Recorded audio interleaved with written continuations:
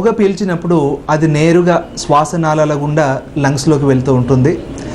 ఇది వెళ్ళే మార్గం అతి సున్నితంగా ఉంటుంది. కాబట్టి ఈ ప్రాంతం అంతా కూడాను ముఖ్యంగా ఈ మ్యూకోజ్ అంటాం, దాంట్లో మ్యూకోసిలియరీ యాక్టివిటీ అని సిలియా కొన్ని సన్నగా ఉంటాయన్నమాట, అవన్నీ కూడా డ్యామేజ్ అవుతాయి. అలాగే లంగ్స్లో సుత్తిమెత్తని భాగాలు అల్వియోలై అని ఉంటాయి, బ్రాంకై అని ఉంటాయి, ఇవన్నీ కూడా డ్యామేజ్ అవుతూ ఉంటుంది. దీనివల్ల పలు రకాల వ్యాధులు వస్తాయి. వీటిలో ముఖ్యంగా సిఓపిడి అంటే క్రానిక్ అబ్స్ట్రక్టివ్ పల్మనరీ డిసీజ్ అనే వ్యాధి వస్తుంటుంది. ఇలాంటి వ్యాధి రావడానికి కనీసం ఈ వ్యాధి వచ్చిన వాళ్ళల్లో 80% మంది ఈ సిగరెట్ పొగ తాగే అలవాటు ఉన్న వాళ్ళే గమనార్హం. అయితే ఈ క్రానిక్ బ్రాంకైటిస్ అనేది మామూలుగా వచ్చే ఆస్మాటిక్ బ్రాంకైటిస్ కంటే కూడా ఇది సివియర్గా ఉంటుంది. అంతేకాకుండా ఒకసారి అది రావడం మొదలు పెడితే అది రాను రాను ప్రోగ్రెసివ్గా ఇంక్రీజ్ అవుతుంది తప్పిస్తే దాన్ని అరికట్టడం చాలా ఇబ్బందిగా ఉంటుంది. ఆస్తమా వ్యాధికి నేడు చాలా మంచి మందులు ఉన్నాయి, వాటిని కంట్రోల్ చేసుకోవచ్చు. కానీ ఈ క్రానిక్ బ్రాంకైటిస్, ఈ సిగరెట్ తాగితే వచ్చే బ్రాంకైటిస్ని మాత్రం కంట్రోల్ చేయడం చాలా కష్టం. ఇదే కాకుండా పొగ తాగిన వారిలో ముఖ్యంగా క్యాన్సర్ వ్యాధి అంటే లంగ్ క్యాన్సర్ వ్యాధి వచ్చే అవకాశాలు ఎక్కువ. గతంలో 60-70 సంవత్సరాల తర్వాత వచ్చే ఈ లంగ్ క్యాన్సర్ అనేది ఈ పొగ తాగే వాళ్ళల్లో ముందుగానే చూస్తున్నాం. 30-40 సంవత్సరాల వయసు ఉన్న వాళ్ళలో కూడాను ఈ క్యాన్సర్లు ఈ మధ్య మనం చూస్తూ ఉన్నాం. ఇంతే కాదు, పొగాకు వల్ల గుండె సంబంధ సమస్యలు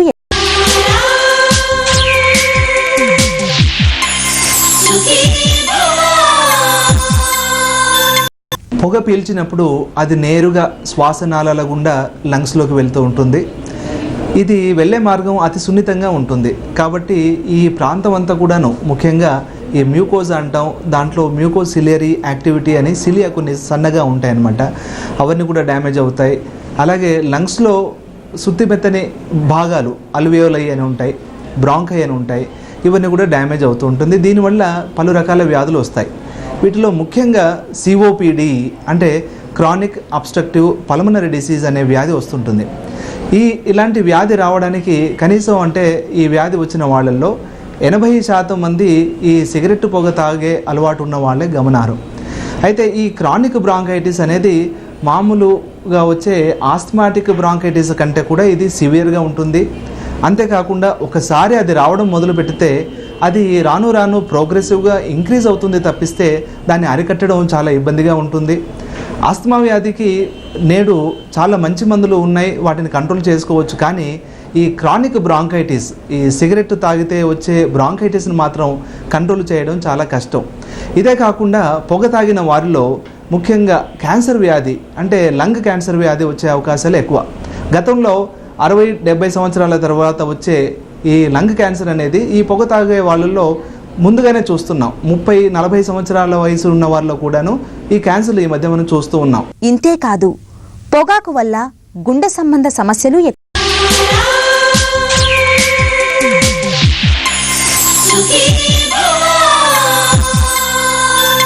పొగ పీల్చినప్పుడు అది నేరుగా శ్వాసనాళాల గుండా లంగ్స్లోకి వెళ్తూ ఉంటుంది.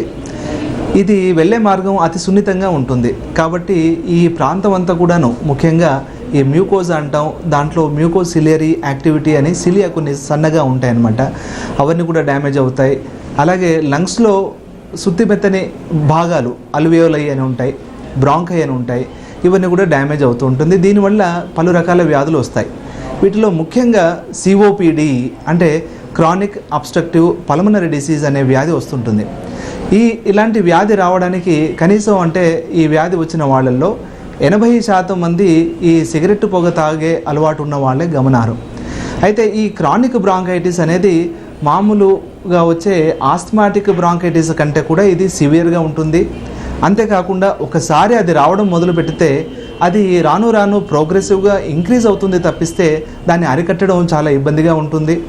ఆస్తమా వ్యాధికి నేడు చాలా మంచి మందులు ఉన్నాయి, వాటిని కంట్రోల్ చేసుకోవచ్చు. కానీ ఈ క్రానిక్ బ్రాంకైటిస్, ఈ సిగరెట్ తాగితే వచ్చే బ్రాంకైటిస్ని మాత్రం కంట్రోల్ చేయడం చాలా కష్టం. ఇదే కాకుండా పొగ తాగిన వారిలో ముఖ్యంగా క్యాన్సర్ వ్యాధి అంటే లంగ్ క్యాన్సర్ వ్యాధి వచ్చే అవకాశాలు ఎక్కువ. గతంలో 60-70 సంవత్సరాల తర్వాత వచ్చే ఈ లంగ్ క్యాన్సర్ అనేది ఈ పొగ తాగే వాళ్ళల్లో ముందుగానే చూస్తున్నాం. 30-40 సంవత్సరాల వయసు ఉన్న వాళ్ళలో కూడాను ఈ క్యాన్సర్లు ఈ మధ్య మనం చూస్తూ ఉన్నాం. ఇంతే కాదు, పొగాకు వల్ల గుండె సంబంధ సమస్యలు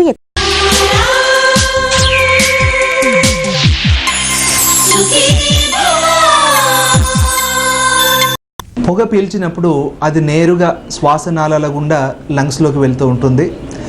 ఇది వెళ్ళే మార్గం అతి సున్నితంగా ఉంటుంది. కాబట్టి ఈ ప్రాంతం అంతా కూడాను ముఖ్యంగా ఈ మ్యూకోజ్ అంటాం, దాంట్లో మ్యూకోసిలియరీ యాక్టివిటీ అని సిలియా కొన్ని సన్నగా ఉంటాయి అన్నమాట, అవన్నీ కూడా డ్యామేజ్ అవుతాయి. అలాగే లంగ్స్లో సుత్తిమెత్తని భాగాలు అల్వియోలై అని ఉంటాయి, బ్రాంకై అని ఉంటాయి, ఇవన్నీ కూడా డ్యామేజ్ అవుతూ ఉంటుంది. దీనివల్ల పలు రకాల వ్యాధులు వస్తాయి. వీటిలో ముఖ్యంగా సిఓపిడి అంటే క్రానిక్ అబ్స్ట్రక్టివ్ పల్మనరీ డిసీజ్ అనే వ్యాధి వస్తుంటుంది. ఇలాంటి వ్యాధి రావడానికి కనీసం అంటే ఈ వ్యాధి వచ్చిన వాళ్ళల్లో 80% మంది ఈ సిగరెట్ పొగ తాగే అలవాటు ఉన్న వాళ్ళే గమనారు. అయితే ఈ క్రానిక్ బ్రాంకైటిస్ అనేది మామూలుగా వచ్చే ఆస్మాటిక్ బ్రాంకైటిస్ కంటే కూడా ఇది సివియర్గా ఉంటుంది. అంతేకాకుండా ఒకసారి అది రావడం మొదలు పెడితే అది రాను రాను ప్రోగ్రెసివ్గా ఇంక్రీజ్ అవుతుంది తప్పిస్తే దాన్ని అరికట్టడం చాలా ఇబ్బందిగా ఉంటుంది. ఆస్తమా వ్యాధికి నేడు చాలా మంచి మందులు ఉన్నాయి, వాటిని కంట్రోల్ చేసుకోవచ్చు. కానీ ఈ క్రానిక్ బ్రాంకైటిస్, ఈ సిగరెట్ తాగితే వచ్చే బ్రాంకైటిస్ని మాత్రం కంట్రోల్ చేయడం చాలా కష్టం. ఇదే కాకుండా పొగ తాగిన వారిలో ముఖ్యంగా క్యాన్సర్ వ్యాధి అంటే లంగ్ క్యాన్సర్ వ్యాధి వచ్చే అవకాశాలు ఎక్కువ. గతంలో 60-70 సంవత్సరాల తర్వాత వచ్చే ఈ లంగ్ క్యాన్సర్ అనేది ఈ పొగ తాగే వాళ్ళల్లో ముందుగానే చూస్తున్నాం. 30-40 సంవత్సరాల వయసు ఉన్న వాళ్ళలో కూడాను ఈ క్యాన్సర్లు ఈ మధ్య మనం చూస్తూ ఉన్నాం. ఇంతేకాదు, పొగాకు వల్ల గుండె సంబంధ సమస్యలు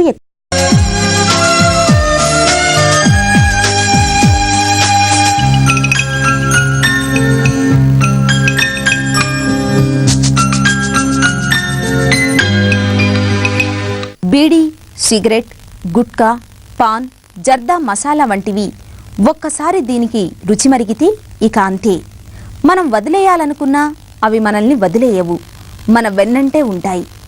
పొగాకు ఉత్పత్తులు అలవాటున్న వారిలో 90% మందికి చిన్న వయసులోనే ఇది మొదలవుతుంది. నిజానికి ఈ అలవాటు మొదట ఆకతాయిగానే ప్రారంభమై చివరికి బానిసను చేస్తుంది. ఎలా ఉంటుందో చూద్దాం అన్న కుతూహలంతోనూ, గుప్పున పొగ వదలడం గొప్పగా ఉంటుందన్న అపోహతోనూ సిగరెట్లు, బీడీలు ముట్టిస్తూ ఉంటారు.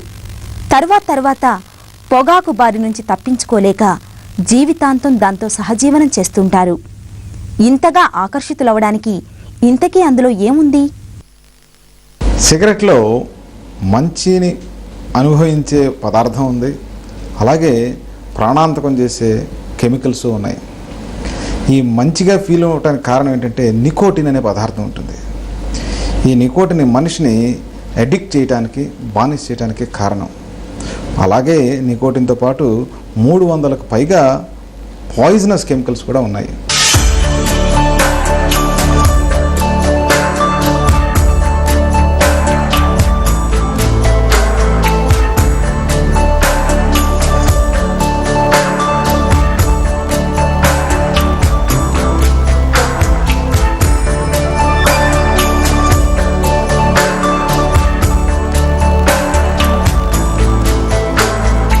ఒకసారి పొగ పీలిస్తే చాలు, అందులోని నికోటిన్ ఊపిరితిత్తుల నుంచి ఇంజెక్షన్ కంటే వేగంగా రక్తంలో కలిసిపోతుంది.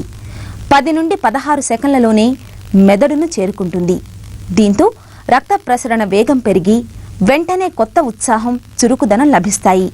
సిగరెట్ తాగటం సరదా. సిగరెట్ తాగితే ఉత్సాహంగా ఉంటుందని, పనిచేసే తీరును మెరుగుపరుస్తుందని, రిజల్ట్స్ కూడా బాగుంటాయని, జ్ఞాపక శక్తి పెరుగుతుందని అని అనేక రకమైన విధాలుగా సిగరెట్ తాగే వాళ్ళు వాళ్ళ విధానాన్ని చెప్తూ ఉంటారు.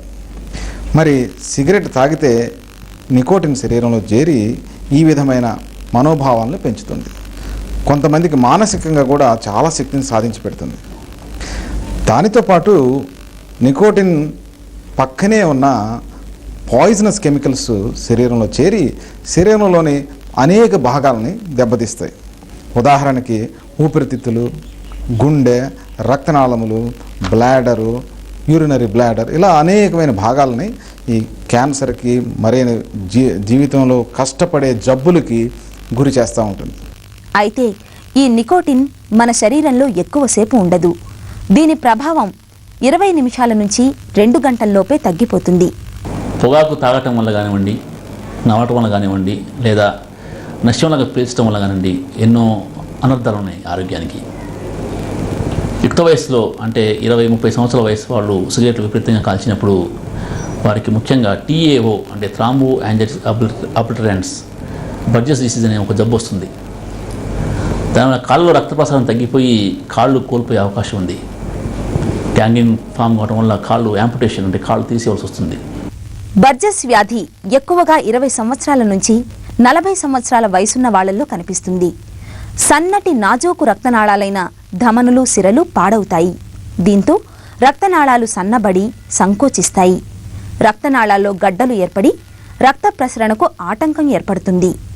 కాళ్లకు చేతులకు తగినంత రక్తం అందదు.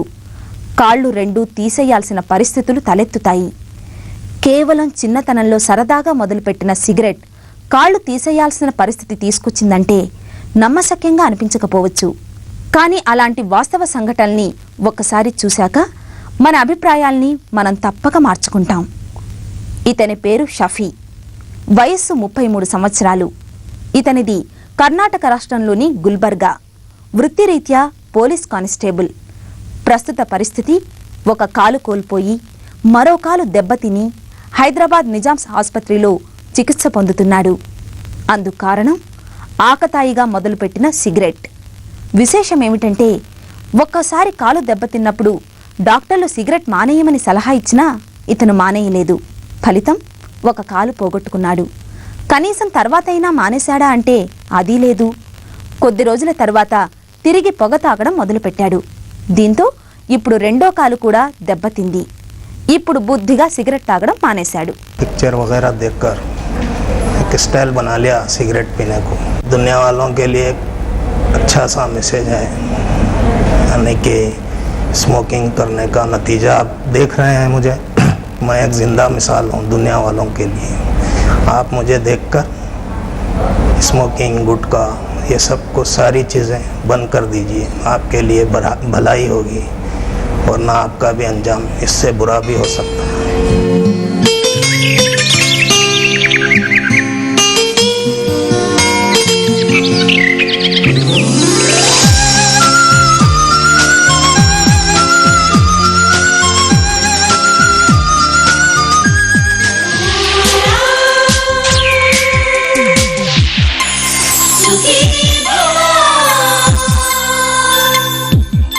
రాష్ట్రంలో సంచలనం కలిగించిన ప్రత్యూష మరణంలో ఇప్పటికీ అనేక అనుమానాలు.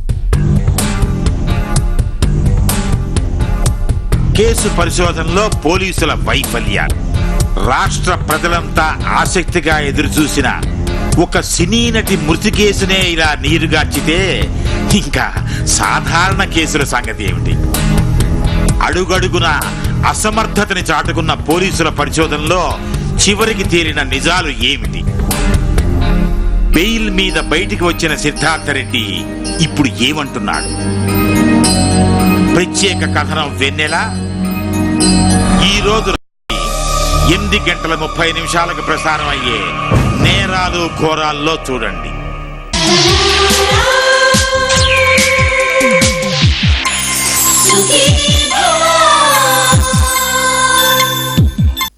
ఇతని పేరు రామయ్య. వయసు 50 సంవత్సరాలు. కరీంనగర్ జిల్లా రామగుండం ఈయన స్వస్థలం. సింగరేణి బొగ్గు గనుల్లో పనిచేస్తాడు. చిన్నతనంలో ఏదో సరదాగా మొదలైన బీడీ అలవాటు ఇప్పుడు కాలు కదపలేని స్థితికి తీసుకొచ్చింది. కాలి రక్తనాళాలు దెబ్బతిని బొటనవేలిని తీయాల్సి వచ్చింది. పరిస్థితి ఇంత దూరం వచ్చాక ఇప్పుడు పూర్తిగా మానేశాడు. నేను చిన్నతనంలో 20 సంవత్సరాలు వ్యవసాయం చేసేవాడిని. వ్యవసాయం చేసేటప్పుడు అది వాళ్ళు వీళ్ళందరూ బీడీలు అలవాటైంది మెల్లమెల్ల. ఆ తర్వాత సింగరేణిలో జాబ్ అయింది. జాబ్ అయినాక ఈ డ్రింక్ చేయడం, సిగరెట్ తాగడం మరి ఇది అలవాటు అయిపోయింది. అట్లా 25 సంవత్సరాలు 30 సంవత్సరాల దగ్గర వచ్చింది. వచ్చినాక దాని మూలంగానే ఇగో ఇట్లా ఈ వేలుకు ఇది అయిపోయింది. ఇట్లా అడిగితే డాక్టర్ గారిని అడిగితే అన్నారు అంటే ఇది సిగరెట్ డ్రింక్ వల్లనే ఇది అయిపోయింది, నేను ఇట్లా చేయాలని చెప్పిండు. చెప్పి ఏలు తీసేయాల్సి వచ్చింది. ఇప్పుడు నేను 6 నెలలు అవుతుంది డ్యూటీకి పోక. 6 నెలల నుంచి నా పరిస్థితి ఇబ్బందికరంగానే ఉన్నది. ఇలా ఒకరు కాదు, ఇద్దరు కాదు, ఏటా వందలాది మంది రక్తనాళాల వ్యాధి బారిన పడుతున్నారు.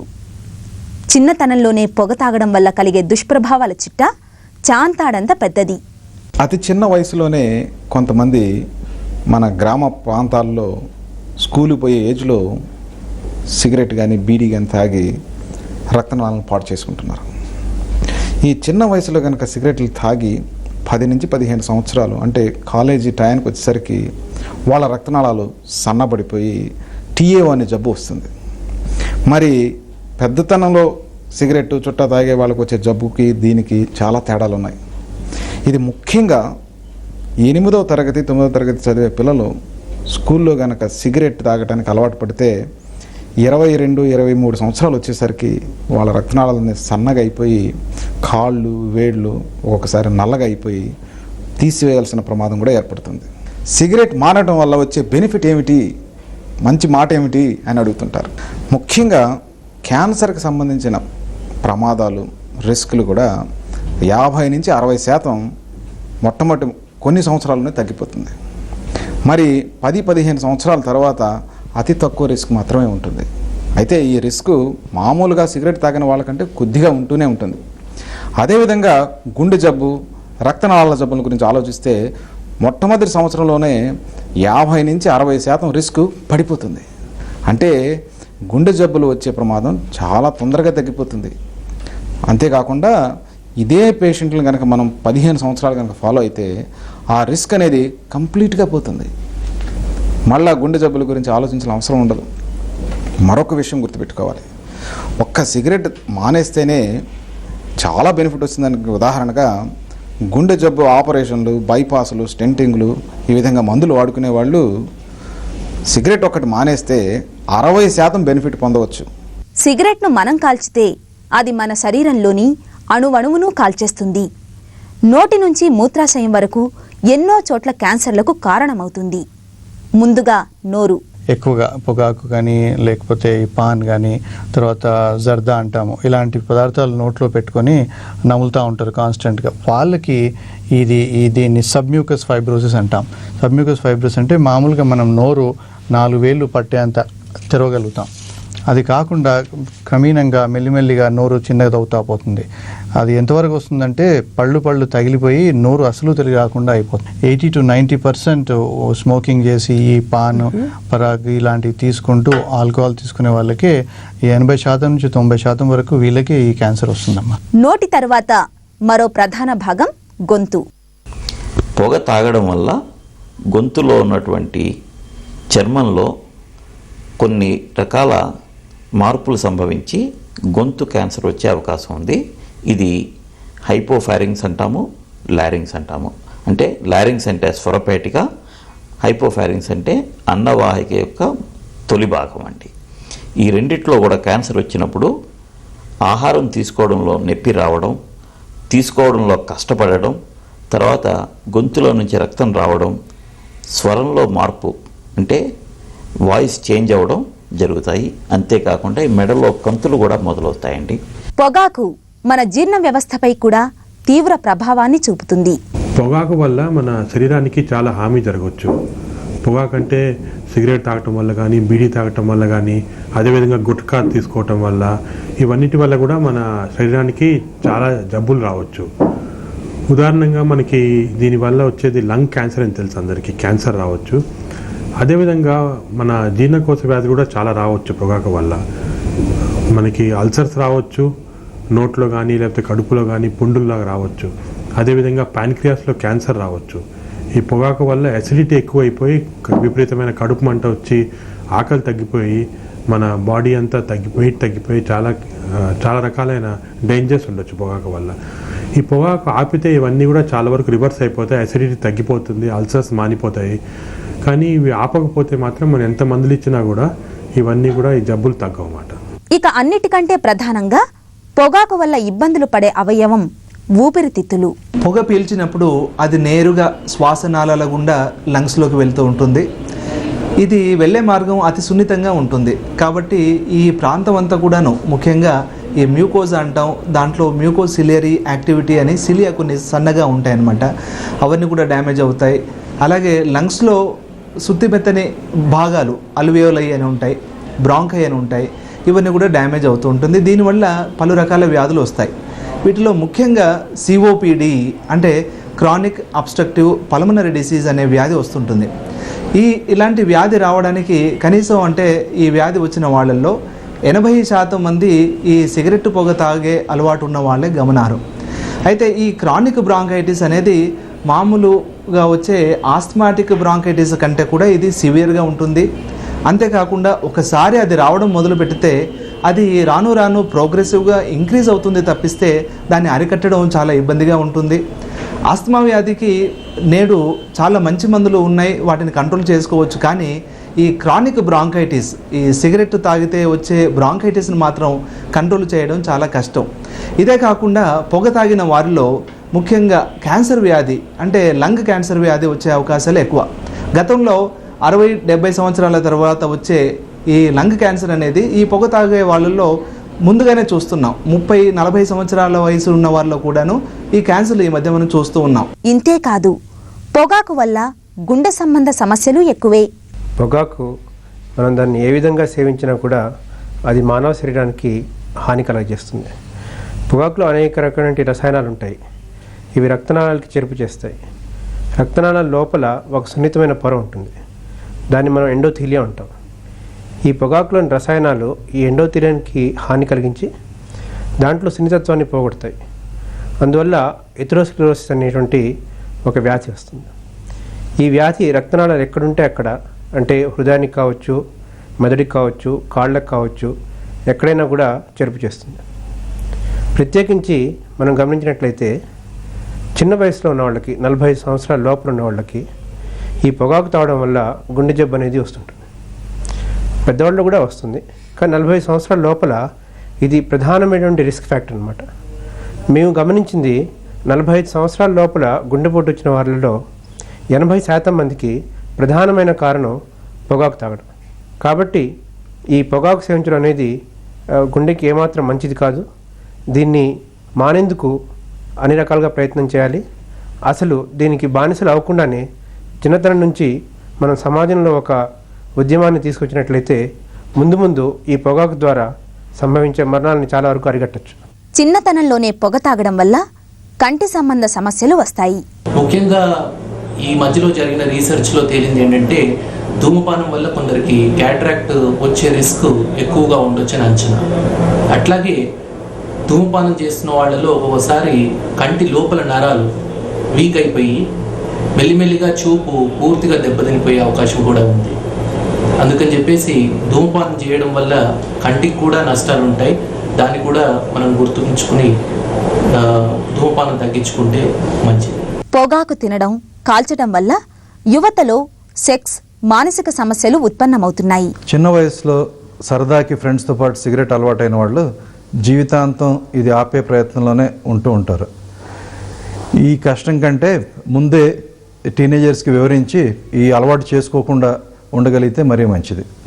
ఒకసారి అలవాటు అయ్యాక కూడా దీన్ని ఆపే అవకాశం బాగానే ఉంది.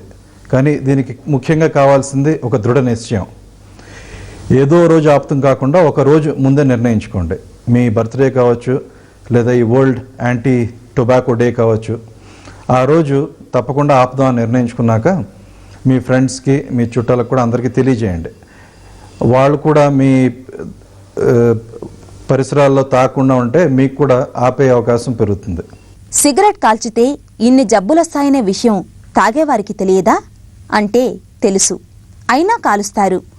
ఒక్కసారి వ్యసనంగా మారితే ఇక దాన్నుంచి బయటపడటం బ్రహ్మప్రయత్నమే. అందుకే ఇప్పుడు ఓ కొత్త చైతన్యం బయలుదేరుతోంది. వ్యసనంగా మారాక బయటపడే ప్రయత్నం చేయడం కంటే అసలు ఆ వ్యసనం జోలికి వెళ్లకపోవడమే ఉత్తమమనే భావన సర్వత్రా వ్యక్తమవుతోంది. పొగముప్పు గురించి పసి వయసులోనే అవగాహన కల్పించాలి. తెలిసి తెలియని వయసులో సరదాగా కూడా పొగ జోలికి పోకుండా చెయ్యాలి. అదే చైతన్య లక్ష్యం.